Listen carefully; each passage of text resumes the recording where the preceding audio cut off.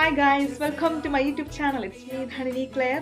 ഇന്നത്തെ ദിവസം നിങ്ങളോട് ഞാൻ ഷെയർ ചെയ്യാൻ ആഗ്രഹിക്കുന്നത് അധ്യാപകരും സ്റ്റുഡൻസും തമ്മിലുള്ള റിലേഷൻഷിപ്പിനെ കുറിച്ചാണ് കേട്ടോ.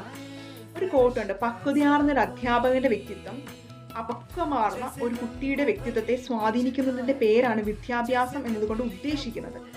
അതായത് ഒരു ക്ലാസ്സിലൊരു ടീച്ചർക്ക് ക്ലാസ്സിലുള്ള എല്ലാ സ്റ്റുഡൻസിനും ഒരേപോലെ കാണാനും സ്നേഹിക്കാനും പഠിപ്പിക്കാനും സാധിക്കുന്നുണ്ടെങ്കിൽ തന്നെ ആ ടീച്ചറിൻ്റെ പ്രൊഫഷനിൽ വിജയിച്ചു എന്ന് വേണം നമുക്ക് പറയാം.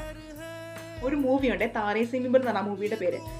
ഇഷാൻ എന്ന് പറഞ്ഞൊരു കുട്ടി ആണ് ആ സിനിമയുടെ കേന്ദ്ര കഥാപാത്രം.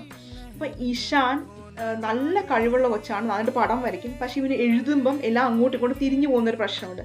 അതായത് ഡിസ്ലെക്സിയ എന്ന് പറഞ്ഞൊരു അസുഖം, അതായത് ഡിസ്ലെക്സിയ എന്ന് പറഞ്ഞൊരു ലേണിംഗ് ഡിസബിലിറ്റി കാരണമാണ് അങ്ങനെ സംഭവിക്കുന്നതെന്ന് അവന് പാരൻസോ ടീച്ചേഴ്സോ ആരും തന്നെ ഡയഗ്നോസ് ചെയ്യുന്നില്ല.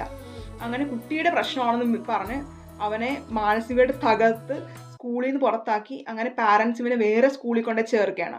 ഈ ഡിസേബിൾ ആയിട്ടുള്ള കുട്ടികളൊക്കെ പഠിക്കുന്ന സ്കൂളാണ്. അതുപോലെ തന്നെ ബോർഡിങ്ങിലാണ് ഇവൻ നിൽക്കുന്നത്. അപ്പോൾ കുട്ടി വളരെ ഡീപ്പ് ഡിപ്രഷനിലൂടെ കടന്നു പോകുന്നൊരു സമയമാണ്. അവൻ ഒറ്റയ്ക്കിരുന്ന് കരയുന്ന, ആരോടും മിണ്ടുന്നില്ല, പേടിച്ച് വിറച്ചാണ് അവൻ ആ സമയത്തൊക്കെ സർവൈവ് ചെയ്യുന്നത്. ആ സമയത്ത് ഇവൻ്റെ ക്ലാസ്സിലേക്ക് പുതിയൊരു ടീച്ചർ അമീർ ഖാൻ കടന്നു വരുന്ന ഒരു സീനുണ്ട്. അമീർ ഖാൻ നോക്കുമ്പോൾ എല്ലാവരും നന്നായിട്ട് പാട്ട് പാടി ഡാൻസ് കളിക്കുകയൊക്കെ ചെയ്യുന്നുണ്ട്. പക്ഷെ ഇവൻ മാത്രം അനങ്ങുന്നില്ല, പേടിച്ച് വിറച്ച് കരഞ്ഞുകൊണ്ടിരിക്കുക. അപ്പോൾ ഇവനെ പ്രത്യേകമായിട്ട് അമീർ ഖാൻ ഇഷാനെ വിളിക്കും. ഇഷാൻ്റെ കാര്യങ്ങളൊക്കെ നോക്കും, ഇവൻ്റെ ബുക്സൊക്കെ നോക്കുമ്പോൾ എന്താണ് ഇവൻ എഴുതുന്നുണ്ട്, കറക്റ്റ് ആൻസേഴ്സ് ആണ്, പക്ഷേ ലെറ്റേഴ്സ് അങ്ങോട്ടും ഇങ്ങോട്ടും തിരിഞ്ഞു പോകുന്നതാണ് ഇവൻ്റെ പ്രശ്നമെന്ന് ഡയഗ്നോസ് ചെയ്യുന്നത് അമീർ ഖാനാണ്.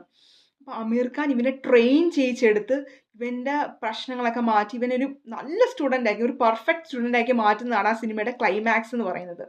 സത്യം പറഞ്ഞാൽ ഇങ്ങനെ ലേണിംഗ് ഡിസബിലിറ്റീസ് ഒക്കെ ഉള്ള വ്യക്തികൾ വളരെ സക്സസ്ഫുൾ ആയിട്ട് കടന്നുപോയ വ്യക്തികളെയൊക്കെ നമുക്കറിയാം. അമീർ ഖാൻ തന്നെ അതിനകത്ത് പറയുന്നുണ്ട്, Albert Einstein, Thomas Alva Edison, ഇവരൊക്കെ സത്യം പറഞ്ഞാൽ ലേണിംഗ് ഡിസബിലിറ്റീസിലൂടെ കടന്നുപോയ വ്യക്തികൾ തന്നെയാണ്. പക്ഷേ ഇന്ന് ഇവരുടെയൊക്കെ പേരെന്ന് പറഞ്ഞാൽ സ്വർണ്ണ ലിപികളിൽ എഴുതപ്പെട്ട പേരുകളാണ്, എഡിസൻ്റെയും ഐൻസ്റ്റീൻ്റെയൊക്കെ. അപ്പോൾ നമ്മുടെ കുട്ടികളോട് നമുക്ക് പറയാനായിട്ട് ഇത്രയേ ഉള്ളൂ. എല്ലാവരും ഡിഫറെൻ്റ് ആണ്, എല്ലാവർക്കും വ്യത്യസ്തമായിട്ടുള്ള കഴിവുകളാണ്. അപ്പോൾ നമ്മുടെ കഴിവ് കണ്ടെത്തി ഏത് വേയിലൂടെ പോകണം എന്നുള്ളത് നമ്മൾ വേണം ഡിസൈഡ് ചെയ്യാനായിട്ട്, അല്ലാതെ വേറെ ആർക്കും നമ്മൾ ഗൈഡ് ചെയ്യാൻ പറ്റത്തില്ല.